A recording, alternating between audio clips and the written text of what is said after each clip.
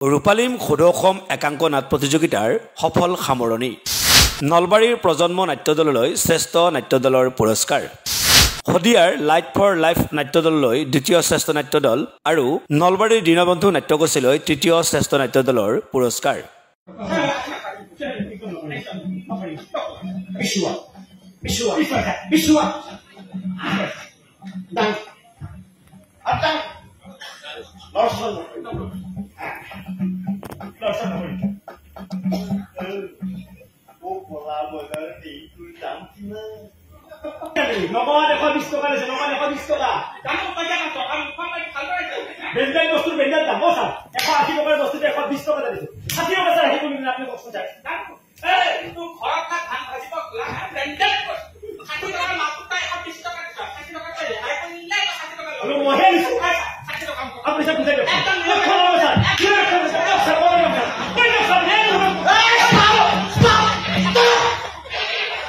লংকেশ্বৰ দাস স্মৃতিনাশৰ উদ্যোগত তথা হালগাঁও সেৱক সংঘ আৰু পুথিভঁৰালৰ সহযোগত শশাংক দাস সোঁৱৰণী সদৌ অসম একাংক নাট প্ৰতিযোগিতাৰ সফল সামৰণি পৰে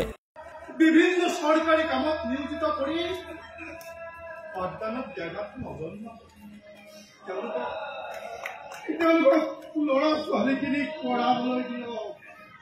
হালগাঁওস্থিত অভয়চৰণ চৌধাৰী ষ্টেডিয়াম প্ৰাংগণত দুদিনীয়াকৈ অনুষ্ঠিত হোৱা এই প্ৰতিযোগিতাত অসমৰ বিভিন্ন প্ৰান্তৰ কেইবাটাও নাট্যদলে অংশগ্ৰহণ কৰে প্ৰতিযোগিতাৰ অন্তত বঁটা বিতৰণী কাৰ্যসূচীত উপস্থিত থাকে অসম বিজেপিৰ সভাপতি তথা সাংসদ দিলীপ শইকীয়াই এই অনুষ্ঠানত আনুষ্ঠানিকভাৱে মুকলি কৰে ৰূপালীম শীৰ্ষক স্মৃতিগ্ৰন্থ অসম ভিত্তিত অনুষ্ঠিত প্ৰতিযোগিতাত শ্ৰেষ্ঠ নাট্যদলৰ সন্মান লাভ কৰে বাক নাটকৰ বাবে নলবাৰীৰ প্ৰজন্ম নাট্যদলে দ্বিতীয় শ্ৰেষ্ঠ নাট্যদলৰ সন্মান লাভ কৰে হেডছাৰ নাটকৰ বাবে হদিয়াৰ light for life নাট্যদলে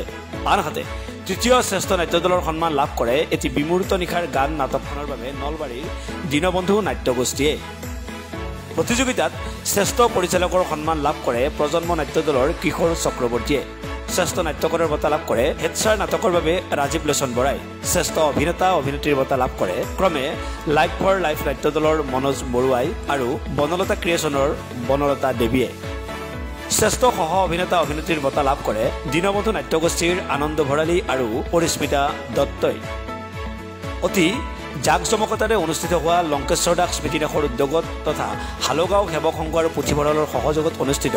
Shashank Das সোঁৱৰণী সদৌ অসম একাংক নাট প্ৰতিযোগিতা অসমৰ এখন অন্যতম প্ৰতিযোগিতা বুলি প্ৰতিযোগী নাট্যদলসমূহে মত পোষণ কৰিছে